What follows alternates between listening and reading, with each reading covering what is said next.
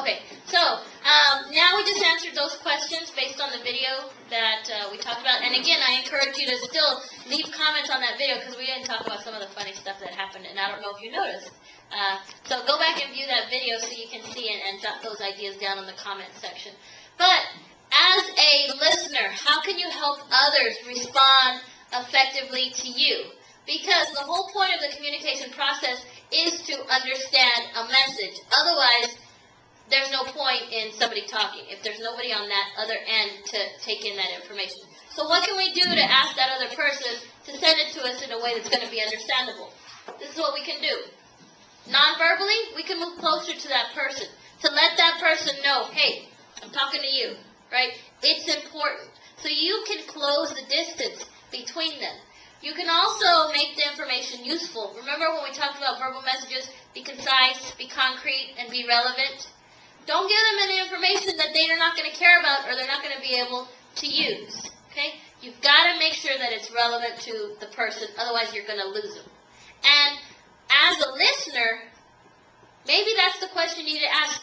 Why is this important? What is it that you want us to know? And sometimes instructors get mad when students ask this, but they tend to ask this. Is it going to be on the test? Right?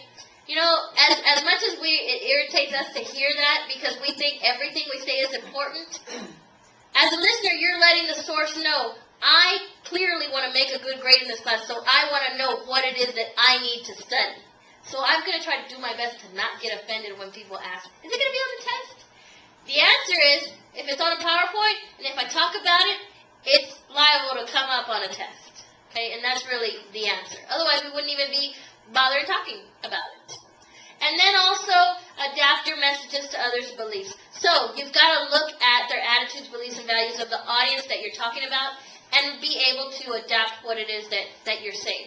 And as a listener, again, you have to do the same thing for the source. Try to think of it from their perspective and, why aren't they able to speak to you in a clear and understandable way? Maybe nobody's ever told them that, they talk too fast. Maybe nobody's ever told them that they don't speak loud enough. So as a listener, you got to get up there and let that speaker know what's going on. Okay?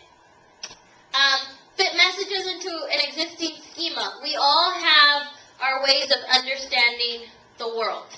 I like to think about it as we all have a post office in our brain. And if you ever know about where the P.O. boxes are, they all have squares, and they're all put together. So I like to think of that as a blueprint. And you know how they sort the mail. They put it in the specific boxes, and the person's name is to their particular address. And that's how they know how to sort the mail. Well, when we take in information, we think about it in categories. And when I give you information, hopefully you put it into the communication box. Now, if you don't have a communication box in your brain, you're not going to likely to retain that information for a long time. So I've got to figure out, okay, what categories do you already have in your brain that in your memory, and how can I attach my message to fit in that box? So I assume you all have come from a family with a mom or a dad. Whether they were present or not present there, it doesn't matter. You still have the idea or a concept of what a mom and dad is, of working, of being a student. So I try to tap into those experiences. So you may not know what the definition of social decentering is, but you knew what happened in class when somebody was all about them and trying to hijack the conversation, and always, there are those people in class that always want to talk and talk and talk. They're not socially decentering. So I attach it to that memory, put it in that box in your brain, and boom, you already know the definition to social decentering, right? Putting yourself as not the person in charge. You got to put yourself in other people's places. So that's what we call putting things into an existing schema. If you were all basketball players, I would try to give you basketball analogies, right? If you were all, doctors, I talk about communication in a doctory way. That's not a word, but, you get it. You get it. Medical. I'd use medical terms, maybe doctor-patient kinds of things. And then use the listener's frame of reference. And when I talk about frame of reference, think about it as a culture. Look at where they're coming from, their attitudes, beliefs, and values, and try to figure out the commonalities between them. I would assume, I can make assumptions that if you're all taking classes on the Uvalde campus, you live somewhere around Uvalde. Maybe not in Uvalde, but somewhere around. So I can make references to different points on campus or even in town and assume that you can probably know what I'm talking about. Okay? How can you help others remember your message? Now, as a speaker, what can I do to make it memorable, make you want to remember it? Use redundancy. Say things over and over and over again. Okay? What is the listening process? Step 1 is what? Select. Select. And then? Attend. Attend. And then? Understand. Understand? Remember? Respond. Right? I've said it numerous times. So the more I say it, hopefully the more you're going to repeat it in your own mind and keep it in your brain. Okay? Make a schema for it. Use memory joggers. Anybody remember, how to remember the planets? What you used to say? The planets, like, from Name them. Mercury, Venus, Earth, Mars. How did you memorize it? By singing it, a rhyme. Okay, what was the rhyme? I don't remember now. Did anybody do My Very Educated Mother Does Serve Does Night Pies? Right? How'd you learn the alphabet? A, B, C, right? You did all of that. Those are what we call mnemonic devices. You use, little words or phrases. If you wanted to, acronyms, right? SAURR. Select, attend, understand, remember, respond. Right? You can do all these little tricks to help you put it into your long-term memory. So as a speaker, I can try to give you those tricks. As a listener, too, you can make some of those tricks yourself, too, to help you remember and memorize things on a test instead of trying to remember the whole paragraph.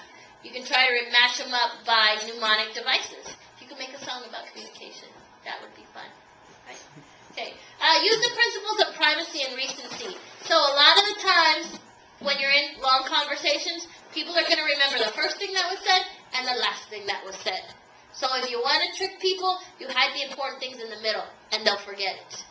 So you have to, as a speaker, know that's when you have people's most of their attention at the beginning and at the end of something. So you put the most important messages at the beginning or at the end. When you have a speech to do, that's why you do the intro and the conclusion. You tell them what you're going to talk about, and you're probably going to lose them somewhere in there with the details, but you're going to reinforce it again at the end. So that way they understand that message.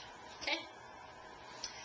Encourage questions. So make sure that you are supporting people to ask you questions instead of somebody asks a question and say, that was a dumb question.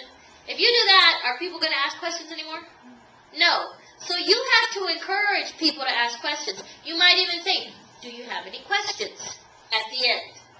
Or you might even ask specific people, oh, tell me what you remember about last week, or chapter 3 or chapter 2, whatever, to try to get them to jog their memory. And that, again, is going to give you information on whether or not they respond, their response is whether or not they remembered. And that's, again, the last parts of the listening process.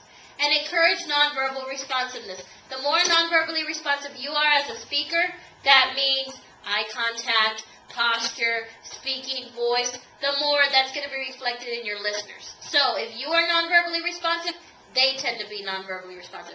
If you seem to be unapproachable as a speaker, harsh and mean and demanding, they're not. Your audience members is not going to really respond to you in a positive way.